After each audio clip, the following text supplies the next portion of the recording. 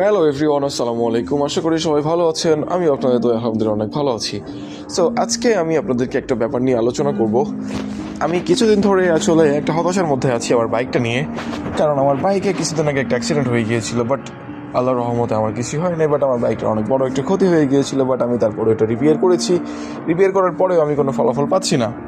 প্রথমত আমি আমার বাইকের হেডলাইটের ফেয়ারিং চেঞ্জ করেছি, হেডলাইট চেঞ্জ করেছি, হেডলাইটের বাল্ব চেঞ্জ করেছি। তারপর যেটা হয়েছে, আমার পিছনের শক অ্যাবজর্বারটা নষ্ট হয়ে গিয়েছে, মানে ফেটে গিয়েছে। ওইটা আমাকে চেঞ্জ করতে হবে।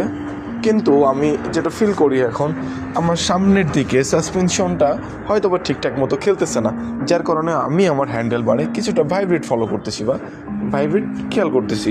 আমি এই জন্য গাড়িটি স্মুথলি চালাতে পারছি না বা চালিয়ে কোনো মজা পাইতেছি না। সো কাইন্ডলি একটু কারো কাছে যদি কোনো সমাধান থাকে আমাকে অবশ্যই জানাবেন। Thank you so much. Thank you for watching this video.